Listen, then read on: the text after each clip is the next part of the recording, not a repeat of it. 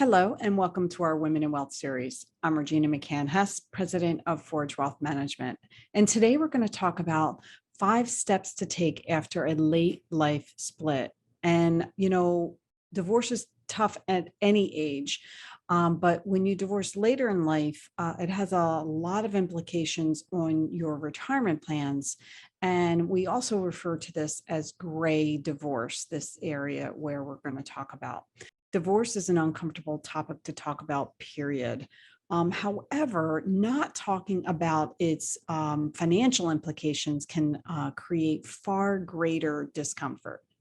So going through a separation can be one of the most difficult experiences for anyone at any age. But more and more, it's now a growing number of retirement age couples are beginning the next phase of life.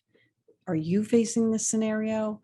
You're certainly not alone. While the overall divorce rate has been stable in most recent years, it's actually doubled for those people who are over age 50 and older since 1990. That's been on the rise. Now, that was reported in the Pew Research Center in a report titled "Led by Baby Boomers, Divorce Rates Climb for America's 50-plus population." Now, it gets even increasing because for those over age 65, the rate nearly tripled for couples especially in their second marriages. Now, that was reported in a Wall Street Journal article that was titled, "The Divorce Rate is at a 40-year low unless you're 55 or older."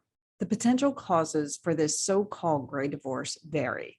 However, what matters most for those exiting marriage is what comes next.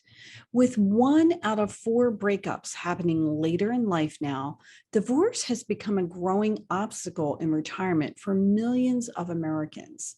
Now, you can find more information on that through the Research on Aging. Now, they do have a report titled Marital Biography, Social Security Receipt and Poverty. And it is a growing concern for people as they're aging going into a divorce. Now, without careful planning, many may be on worse financial footing than their married or widowed peers.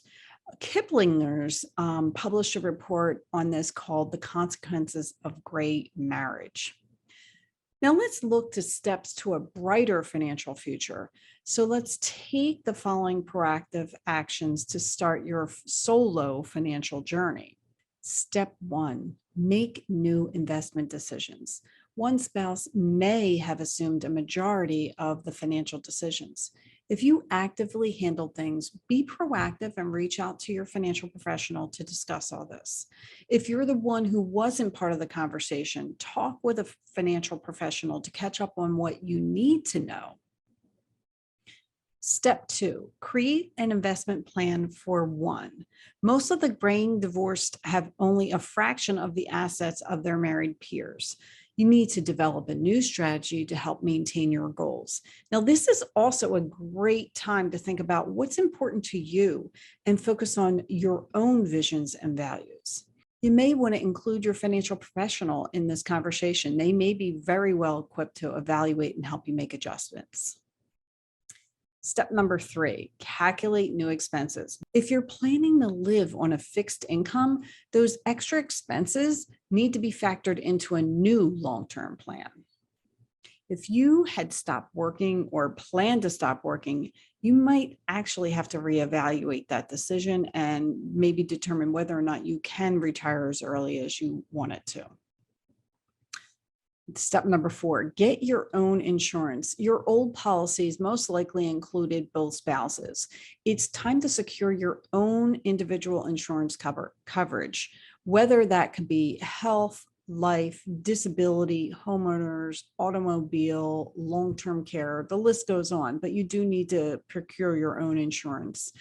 Don't forget to review your beneficiaries too. This is often overlooked in a divorce. And I find it, could be 6 months, a year, or years later where people still have their former spouses as beneficiaries. You hear me talk about it all the time, but definitely review your beneficiaries. Your financial advisor can also be a great resource to help you determine your needs and refer you to an insurance professional if necessary. Step number 5, file your taxes separately. Are you divorced and you would want to do a separate tax return? If you're not yet divorced, you can file your last tax return as married, filing separately. However, make sure you speak to your accountant about that to determine how this will impact your taxes. New divorce settlements made since 2020 will convey the new tax implications, as alimony income is no longer taxed and alimony payments will not be tax deductible. You also want to talk to your tax professional to let them know your situation and to discover the best options for you going forward. The rest of your life, the next phase of your life will certainly be different. Planning for this new future sooner rather than later can help ensure you stay on track despite impending changes. Now, in addition to a lawyer, mediator, and tax professional, your financial professional can help you navigate through a lot of these decisions as well. Together, you can work through all the challenges ahead to turn this new start into the beginning of a better tomorrow. If you would like some divorce worksheets, if you're in the beginning phases of your divorce, feel free to email us at info@forgewealth.com, and we're happy to send those out to you complimentary. Thank you for joining me today. Again, I'm Regina McCann-Hess, president of Forge Wealth Management. My website is forgewealth.com. You can follow me on social media, Facebook, Twitter, and YouTube at Forge Wealth. And of course, on LinkedIn, I'm Regina McCann-Hess. Make it a great day.